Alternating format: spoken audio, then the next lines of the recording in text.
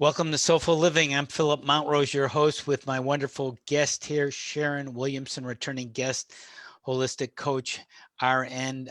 She'll tell you a little bit about herself, talking about living healthier longer, which, whatever your age is, you probably are interested in, I would think.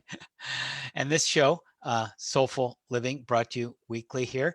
An overview. We, my wife and partner, Jane Mountrose, and I have had 3 decades of experience in the field of holistic coaching and healing.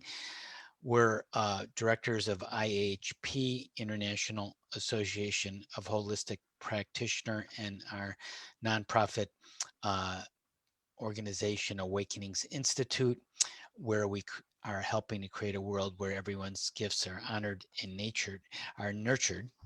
And today we're talking about living healthier longer. Share this show with others that you want to help create a more soulful living lifestyle.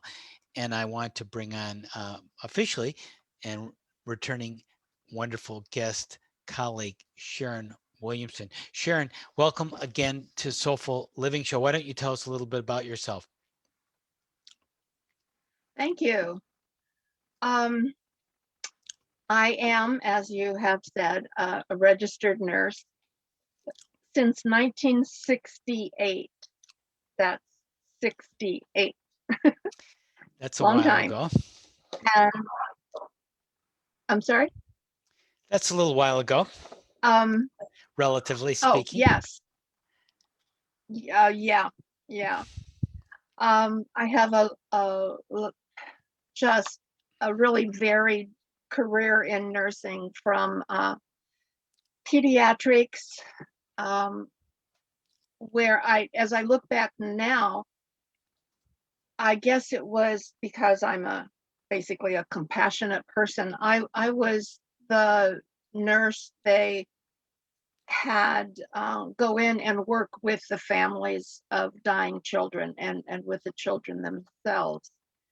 And then I also went to the opposite end of the spectrum. I have a lot of experience in long-term care, and I worked with the elderly dying as well. So that's kind of a niche. So I have always loved helping people. The nurse is a helper and so forth. And that is very much in my wheelhouse. So when I found out there was a holistic way to live, when I took the Awakenings course, um, I was just amazed at how much more there was to life Mm-hmm. besides just kind of floating along. Mm-hmm. And so that has changed my life so much. So I'm very grateful to the things that I've learned along holistic lines. And that's a key that we're going to talk about some points and discuss them about how to practically live longer, healthily, in a fulfilling way, in a holistic way. And Sharon and I are of similar age in the 7th decade, probably just by virtue of the numbers older than many people. But it just comes to, some people don't live that long, and you might as well live your best optimally so you can make the most of it and have the most energy and vitality in the process. And I think Sharon and I both take a holistic approach to this. Before we get into some specific points and some resources for the listeners to draw on, anything you want to generally say, Sharon, about this subject?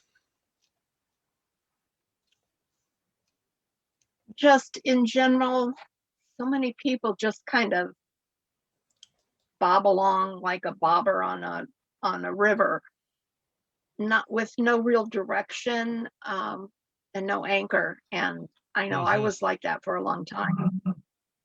But wow, once you find actual meaning in your life Mm-hmm. and don't just go through the motions of being busy, it's just so much deeper meaning to life. Mm-hmm. Right. The depth, going more into the depth of things. Exactly. Uh, we're going to draw on, in Mm. part, a recent blog article I wrote on how to age well, 4 keys on how to do that.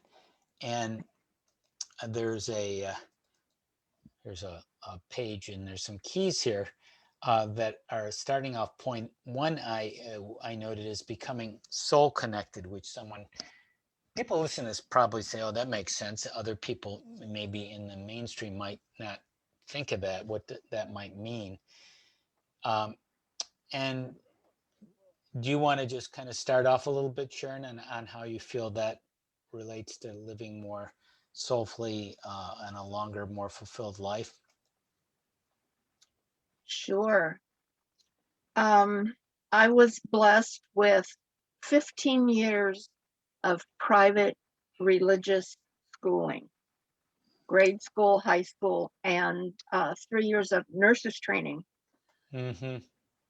And I knew the concept of soul, but I didn't really feel connected, even with all of that in my background. It was still abstract.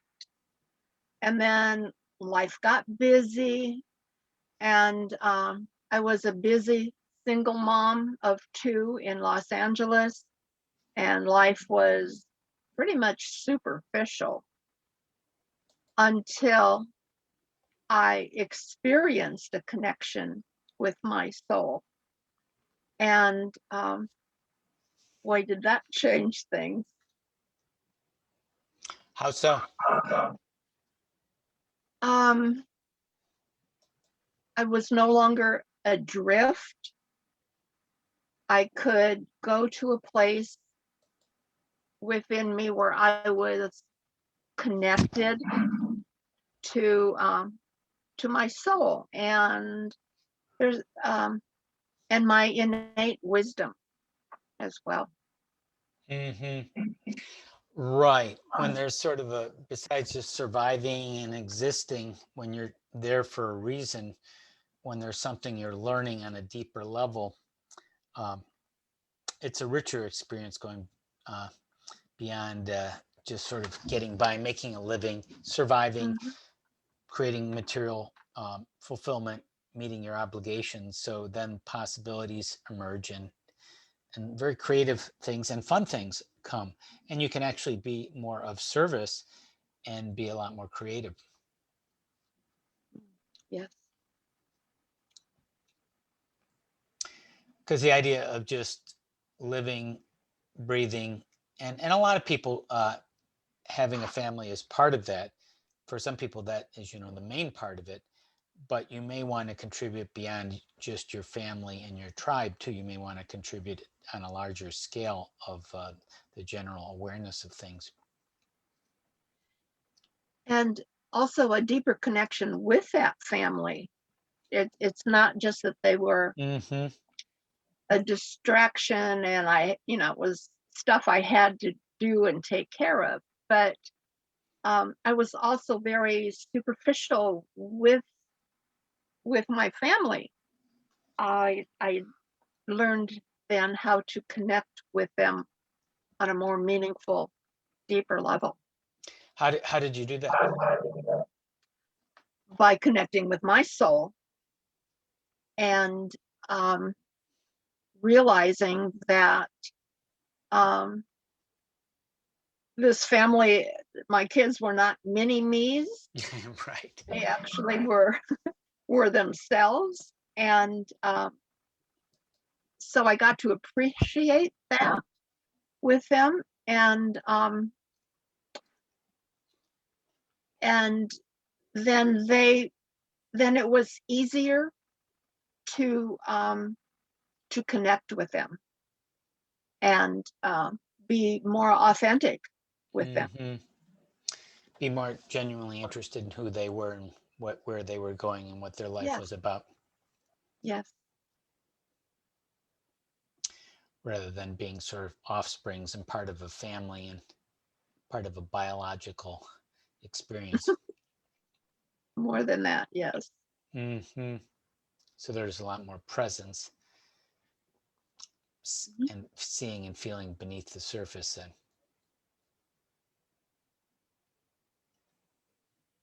So the second tip I wrote in that article about living well, aging well, that blog post was on developing positive routines, which we're all more or less aware of.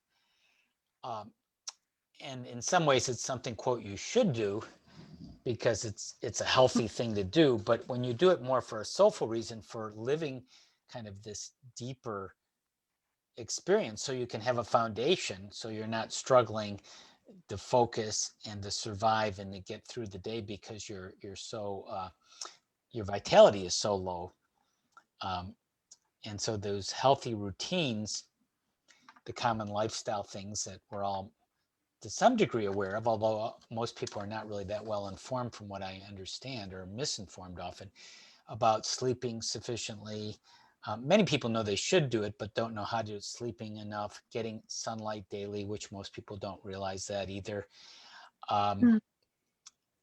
Finding the right exercise. I have a little book on Kindle book, Living Healthier Longer, the title of this show, that goes into that, finding your right diet, which may change from time to time. And being in the rhythms of life, being in nature, a healthy lifestyle, something that works for you, a routine. And a lot of people really struggle with that. Hmm. Yes. For me, for instance, exercise. Oh, hell no. Yeah, a lot of people, just because of their makeup, it's very difficult. They're not inclined to it. For me, I'm more inclined to it, so it's easier. If you're not, like you are not, and my wife Jane is not, then you have to make sort of an extra effort to do so regardless. It's kind of like, certain things, some things I may not be as social, especially early as sociable maybe as you are, but I have to find ways to do that and learn that so I can, because I realize it's a healthy, good thing to do. Mm. So how did you So improve in that area, in the physical, in your healthy routines, developing them? so I swear by my exercise tracker. Yes. Um, I had I had one a couple years ago. It lasted a long time, and when it died, I thought, oh, I know how far I need to walk every day. I'll just do that. I don't need this thing to tell me. Yeah, that didn't work. I resumed just going back to being a slug. So I have a new one now, and it motivates me to get out of the house, just walk around the block, and I try to get in a mile and a mile and a half at least a day.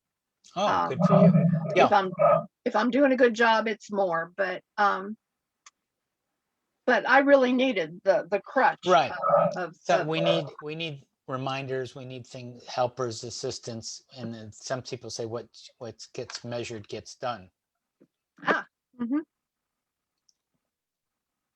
So that I was have and you lost a lot of weight over the years too.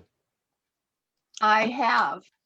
I'm going to try to show a picture here if I can pull it up on my phone. Here we go. Um, this is me at 300 pounds. Wow. And yeah. How long ago And was that? oh, that's when you and I met. So that's in 2004. 17 years ago. Yeah.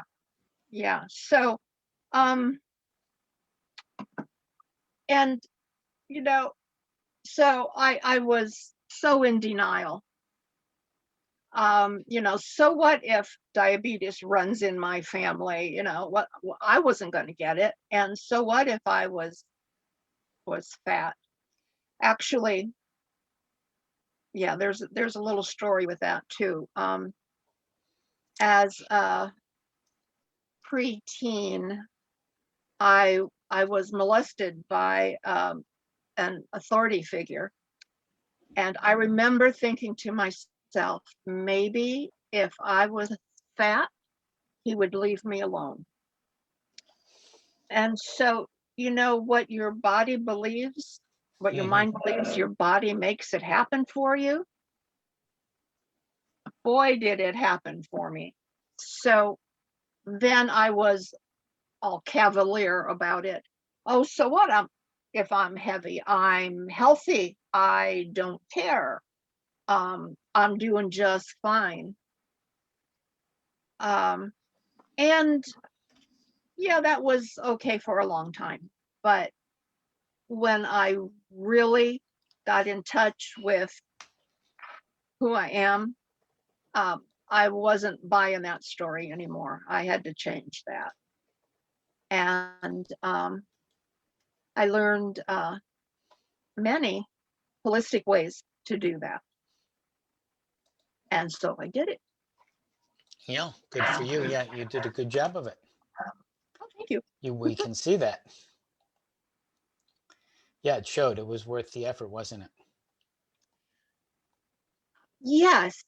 And, but you know, when you deal with the underlying, uh, energy blocks that helped you put that weight on in the first place, it kind of just melts away. I really, I can't say it's not a big self-discipline thing. It Hmm. was just a taking care of myself um, Hmm. mindset, and it just made it easy. Well, maybe not easy, but Yeah. certainly not an So awful once you got the struggle. recognition, you recognize it. What kind of triggered the commitment, or what? A lot of people recognize it, but they don't make the commitment or the shift, or don't have the motivation. Um, The well, I problem, the remember, weight problem, for example. right, and it was part of loving myself, Hmm. um, because um, until I got in touch with my soul, actually, there was no depth of feeling love for myself and knowing that that was important. Hmm. Um, I and I'm really big on having a little helpers, a crutch to help me do things. So, loving myself, I got a, a heart-shaped ring that I wear to remind me to take care of myself and and make decisions that are always for my highest and greatest good. Hmm. And it's Great. funny because I got this back when I weighed 300 pounds, and it's too big now, but I wear it to remind me that I still need to love myself. Good. You're doing a good job of that. Hmm, thank So the going in first in this uh, show with Sharon Williamson, RN. I'm Phillip Mountrose, um, Soulful Living, on holistic living, living healthier, aging longer, living healthier longer. And so connecting with your soul, we have a new program on that, Awaken to the uh, Power of Your Soul. Um, some people may want to check into that, or however they want to do that. Two, develop a positive routines like we've been talking about. Three, the third of four keys here, aging well, is handling adversity. It's kind of funny about handling adversity. It's something, again, kind of like positive routines. Like, of course, you want to have positive routines. Of course, you want to handle adversity. That's the surface, that's the reaction. but that doesn't really do it, as we know. That's just sort of a, yeah, what's next? Oh, of course, yeah, yeah, yeah. Of course, we all want to do that. So how do you do it? So that's what we want to talk about a little bit here. How do you handle adversity? I mean, just all of us go through it, especially if you live 7 decades like us, it's inevitable. What have you found to be helpful, Sharon? Mostly just, um, well, meditation. I like guided imagery a lot. Um, and just breathing. I find myself, if I'm just sitting, reading or something, sometimes I have to remind myself to breathe. Mm-hmm. I just don't breathe, and so then I need to breathe in a mindful way, slow, deep breaths, and but uh, that has been very helpful. When you get nervous, upset, take a couple deep breaths. Everybody says that, but do it. It's really amazing how it Breathing is, will. yeah, a very important, easy thing to do, but we forget. Mhm. And it does change the chemistry of your body. Breathing slowly in through your nose. Mhm. And um, yeah, it calms the body just like EFT works to through the amygdala to calm your body and Mm-hmm. um, de-stress. Breathing is also part of that. Mm-hmm. It is a big one. And one of the things is when adversity happens,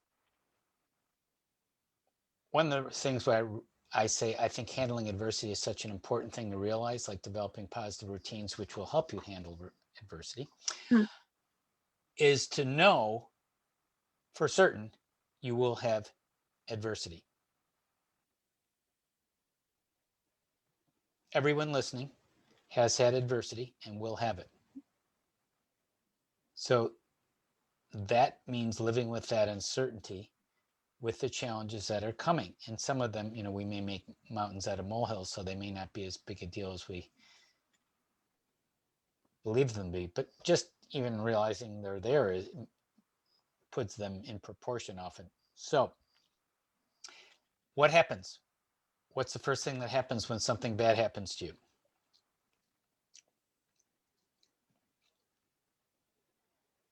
Um, I, I tend to want to curl up in a little ball Yeah, and and yeah.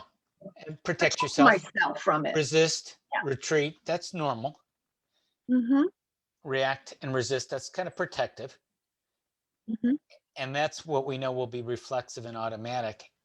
But, but if that's all you do, because you're no longer consciously remembering you're going to handle adversity like we're talking about, you will resist and it will keep up, and that will freeze into your body and your nervous system.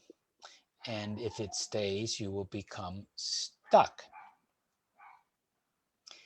And with it are stuck feelings and beliefs reinforced or created, like I'm lost, I'm a loser, I'm a failure, I'm a victim. Or give your variation. Hmm. But that breathing can break through that, as you said, too. I can help. Or, or you can realize this process is going to happen to you today, tomorrow, probably within a week. Something's going to happen. It may just be breaking a glass or an unexpected bill. It could be something bigger, losing, a loved one or something really, unfortunate or bigger. And you can still breathe, take it in and deal with it and kind of work your way through it. And instead of saying, I'm a loser, I'm lost, I'm a victim, you can say things like, I can find my way. I can heal. And we talked about holistic EFT a moment ago.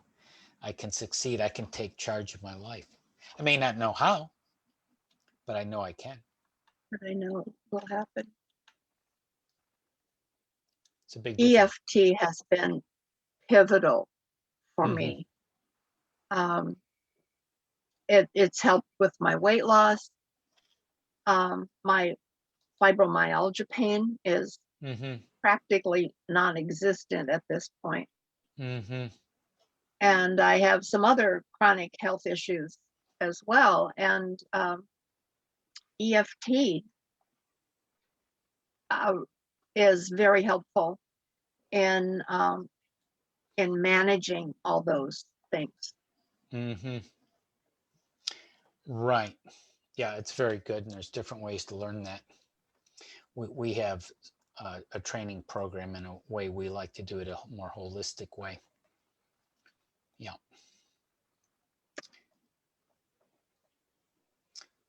Sharon, were you saying something there? No, Oh, I didn't know if you were cut off. just Okay. agreeing, nodding my Okay. head. Okay, yeah, holistic EFT is a great way to do that. Yeah, that's one of the modalities um, that people like to use.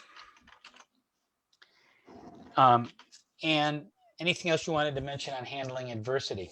And there are other modalities too you can use.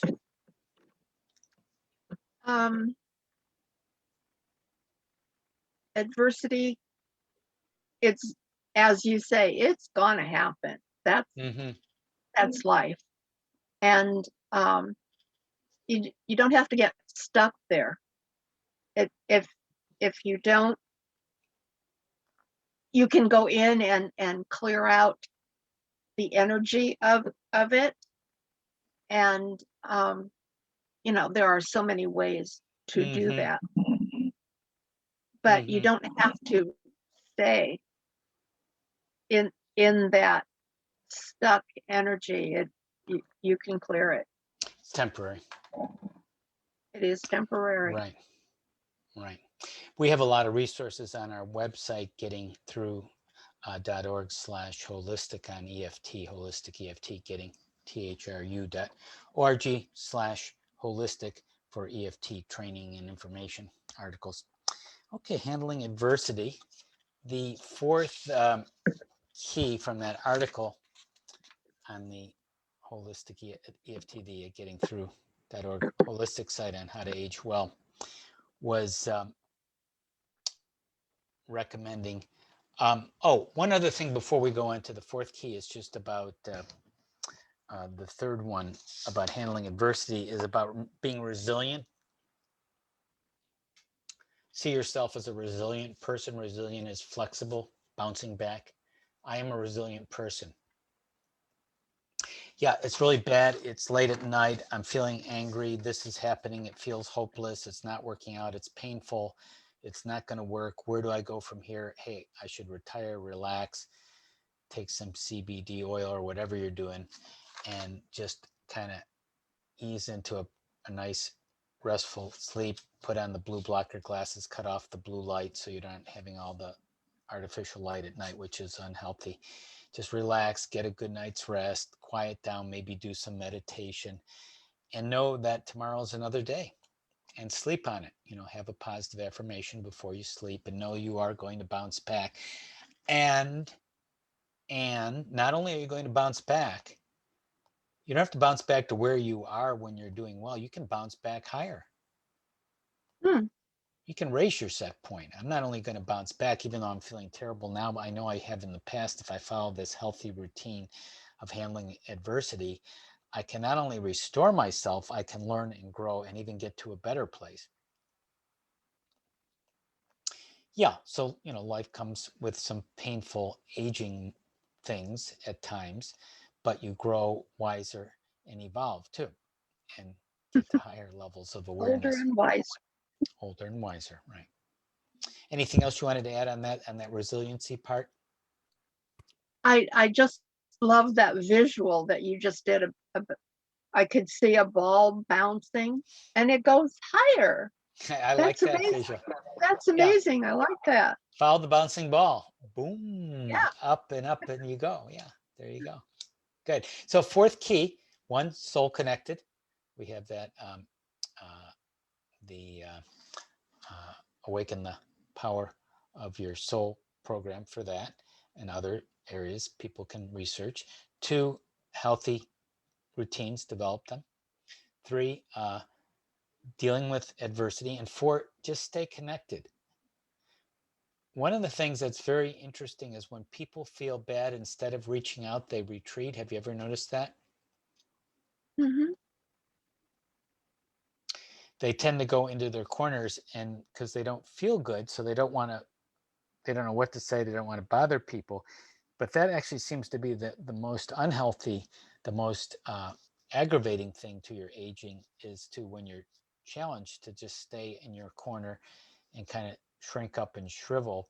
But life is short. Look for the connections, the ones you have, make new ones. Share your feelings. Hey, I'm feeling really lonely. I'm feeling lost. I'm worried about this. Communicate. And maybe support other people too, What are some of your thoughts about how you stay connected, Sharon? Well, nobody had ever asked me about my feelings until I was 50 years old. And someone asked me, Wow. I know, it was all so superficial. And then finally, I was 50 years old, and somebody asked me how I felt about something. And I don't even remember what the issue was, but I didn't have words to express how I felt. I couldn't even formulate the thoughts to express my feelings. It was all so new to me. And I of course, didn't know what to say. And so when I finally learned how to express myself, communication turned on a, a whole new world for me. And I still, one of my crutches is my turquoise on my throat chakra to remind me and help me express myself and how I feel about things. Wow, what a concept. Mm-hmm. Mm-hmm. Yeah. That's nice that you're able to be much more expressive about your feelings and be in touch with them. That's a big part of it, isn't it? Oh, huge. Mm-hmm. Uh, are you able then to be just more open and expressive with people when you deal with them now? Yes, I still weigh my words very carefully. Mm-hmm. Um, so so that I'm getting my point across without um, hurting someone else's feelings. Um, I I'm very aware of that, but I can do it a whole lot better now. Mm-hmm. Yeah, if you keep trying and practicing these things, that you get better. Yes. Mm-hmm. So what would you say the value is to live healthier longer? Why do that? Sometimes as people get older, they kind of lose interest, lose momentum. Yes. I look around at my family, for instance. I am the youngest of six, and I'm 74. Wow. How old is the oldest? 90. Wow. And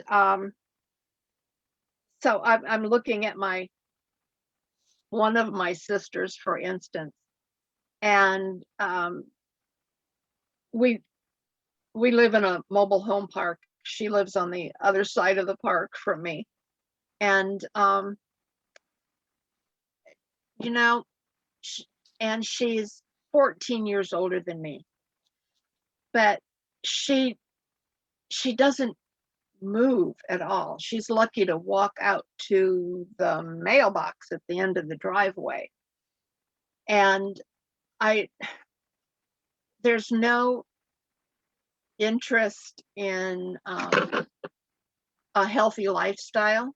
Mm-hmm. And so it's like, oh, she doesn't move, and and I could say some other things, but I won't. But she isn't seeing the value in taking care of herself and how that would be of benefit to her.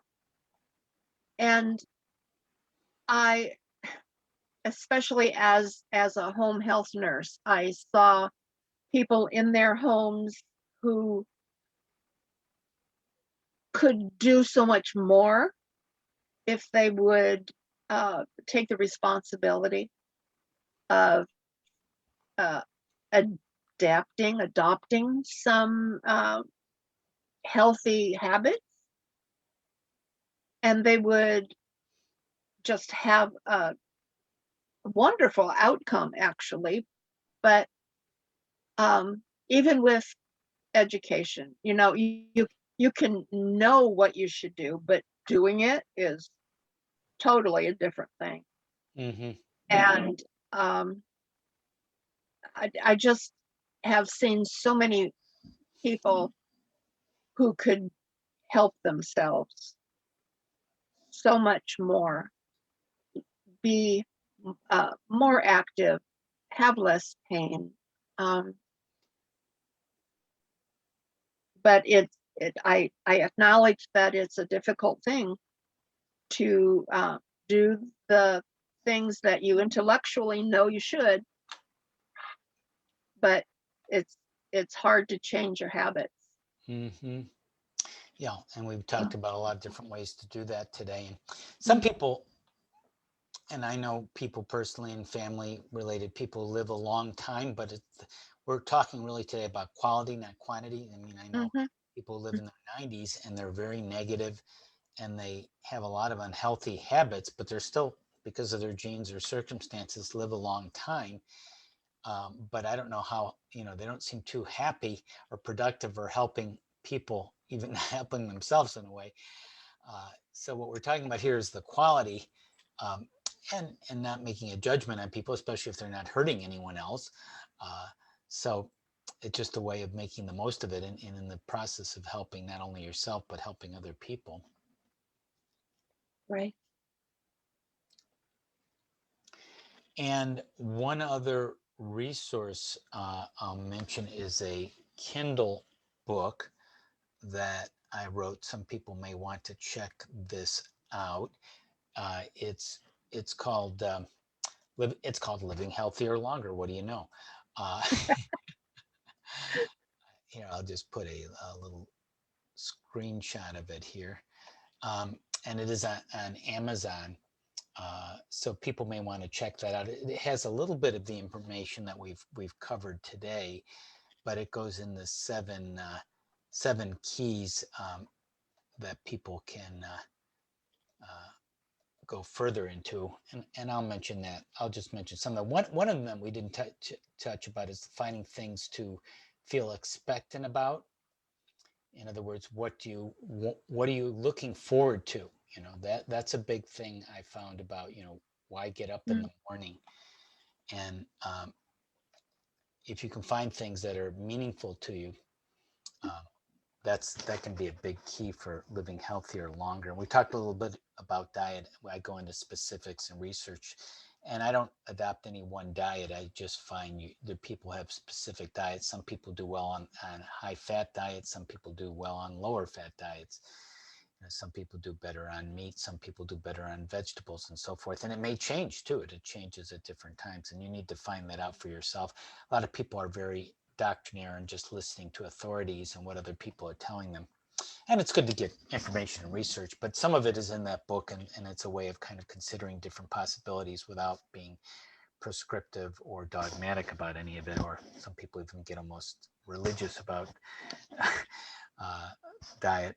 But anyways, that is part of probably our healthy lifestyle, and and just as I said, being expectant and being purposeful, and some of the things we talked about today, having a soul connection and healthy routines, and dealing with adversity, and uh, finding ways to connect with yourself and other people more.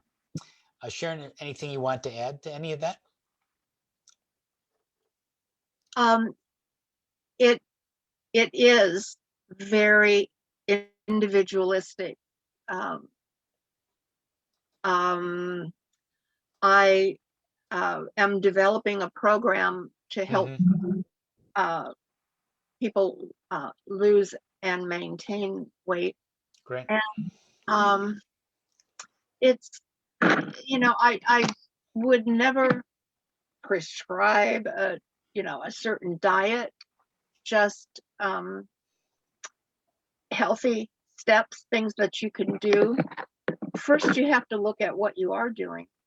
You have to acknowledge that it's like the setup statement in EFT. You got to know what's there before you can change anything. So it's very in general. Here are some healthy suggestions, but there's no dogma attached to it. But would be coaching, check in with how well you're doing and so forth. But there are just so many things that you can do for yourself that once you decide that you're going to do it, it's you got to go down that road, and nobody can do it for you. It has to be you make the change. Yeah, and I think you pointed out something too about also doing it yourself, but also getting the support that you need, Yes. because a lot of people miss that part. Right. You can say, oh, I've got a coach, but the coach doesn't go in and play the game for you. No. No. You got to do that. Yeah, you got you got to play the game for yourself. That's right. Yeah. Right. Sharon, how do people connect with you? Gee, I don't have a website. So just through email, Sharon A. Williamson, RN at gmail.com. So they might do it if they just want consulting or to connect with you or to see how you might be able to help them in some way. Yes. Yeah. Good. Yeah. You'd be a good resource for people to check out if you relate to kind of her approach to things. And she's gone through a lot, has a lot of life experience, and has the Lots of that. the health. You have the health component, and you have the nursing component. You have the holistic component. You have the soulful piece. So you have a lot going for you. That's great.